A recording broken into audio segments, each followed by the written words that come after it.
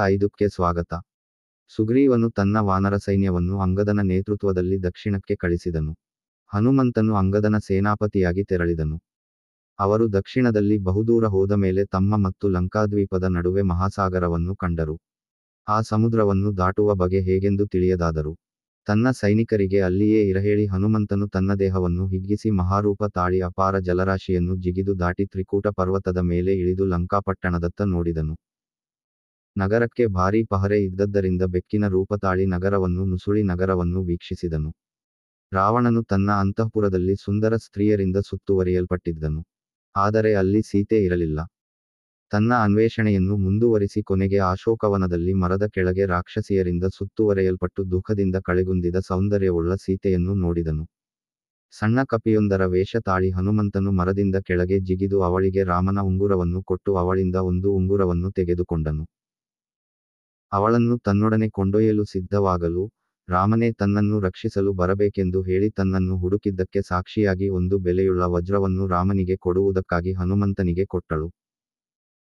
ಅವರು ಮಾತನಾಡುತ್ತಿರುವಾಗ ಅಲ್ಲಿ ಬಂದ ರಾವಣನು ಅವಳ ಮನವೊಲಿಸಲು ವ್ಯರ್ಥ ಪ್ರಯತ್ನ ಮಾಡಿ ಅವಳು 12 ತಿಂಗಳಲ್ಲಿ ತನ್ನ ವಶವಾಗದಿದ್ದರೆ ತನ್ನ ಬೆಳಗಿನ ಉಪಾಹಾರಕ್ಕಾಗಿ ಅವಳ ಅಂಗಾಂಗಗಳನ್ನು ತುಂಡರಿಸುವುದಾಗಿ ಬೆದರಿಸಿದನು. ರಾವಣನ ಮಾತಿನಿಂದ ಸಿಟ್ಟಿಗೆದ್ದ ಹನುಮಂತನು ಮಾವಿನ ತೋಟವನ್ನು ಹಾಳು ಮಾಡಿದನು. ಅವನನ್ನು ರಾಕ್ಷಸರು ಬಂಧಿಸಿ ರಾವಣನ ಮುಂದೆ ಕೊಂಡೊಯ್ದರು.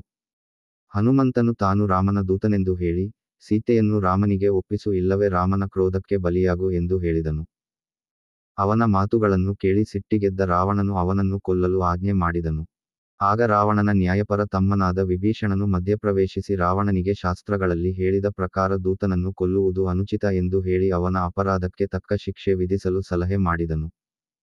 ಇದಕ್ಕೆ ರಾವಣನು ಒಪ್ಪಿ ತನ್ನ ರಾಕ್ಷಸ ಸೇವಕರಿಗೆ ಹನುಮಂತನ ಬಾಲಕ್ಕೆ ಬೆಂಕಿ ಹಚ್ಚಲು ಆಜ್ಞೆ ಮಾಡಿದನು. ಬಾಲಕ್ಕೆ ಬೆಂಕಿ ಹತ್ತಿದ ನಂತರ ಹನುಮಂತನು ತನ್ನ ಶರೀರವನ್ನು ಸಣ್ಣದಾಗಿ ಮಾಡಿಕೊಂಡು ಕಟ್ಟುಗಳಿಂದ ಪಾರಾಗಿ ಮನೆಗಳ ಮೇಲೆಲ್ಲ ಜಿಗಿಯುತ್ತಾ ಹೋಗಿ ಲಂಕೆಯಲ್ಲೆಲ್ಲ ಬೆಂಕಿಯನ್ನು ಹರಡಿದನು.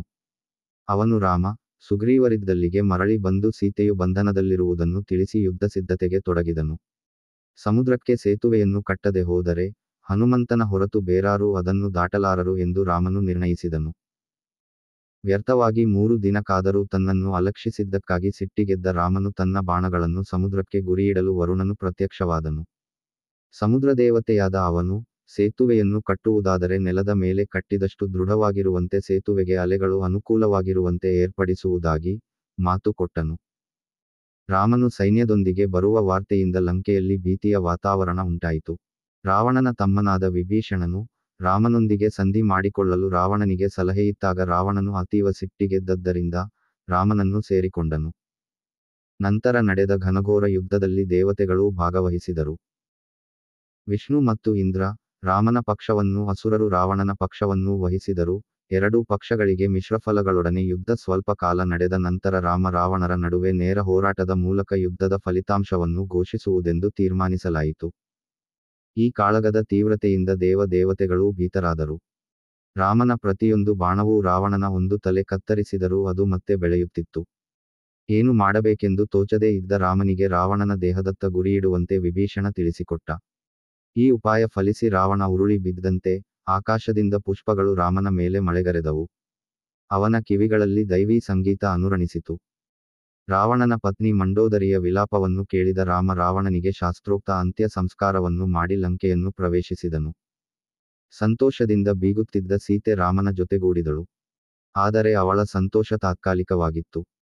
ತಲೆ ತಗ್ಗಿಸಿ ಅವಳನ್ನು ಬರಮಾಡಿಕೊಂಡ ರಾಮ, ರಾವಣನ ಮನೆಯಲ್ಲಿ ಅವಳು ಇದ್ದುದರಿಂದ ತನ್ನ ಪತ್ನಿಯಾಗಲು ಅವಳು ತಕ್ಕವಳಾಗಿ ಉಳಿದಿಲ್ಲವೆಂದು ಹೇಳಿದ. ತನ್ನ ಪಾತಿವ್ರತ್ಯದ ಬಗ್ಗೆ ಅವನಿಗೆ ಭರವಸೆಯಿತ್ತಳು ಸೀತೆ. ಆದರೂ ರಾಮನ ಅನುಮಾನ ಮುಂದುವರೆದಿದ್ದರಿಂದ ಸೀತೆ ಆತ್ಮಹತ್ಯೆ ಮಾಡುವ ನಿರ್ಧಾರ ಮಾಡಿ ತನ್ನ ಚಿತೆಯನ್ನು ನಿರ್ಮಿಸಬೇಕೆಂದು ಹೇಳಿದಳು. ಎಲ್ಲ ಪ್ರೇಕ್ಷಕರ ಅಂತಃಕರಣವೂ ಸೀತೆಯ ಕಡೆಗಿದ್ದಿತು.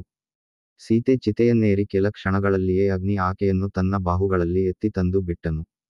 ಅಗ್ನಿಪರೀಕ್ಷೆಯಲ್ಲಿ ತನ್ನ ನಿರಪರಾಧವನ್ನು ತೋರಿಸಿದ ಸೀತೆಯನ್ನು ರಾಮ ಸ್ವಾಗತಿಸಿದನು. ರಾಮನ ನಡತೆಯನ್ನು ಸೀತೆ ಕ್ಷಮಿಸಿದಳು.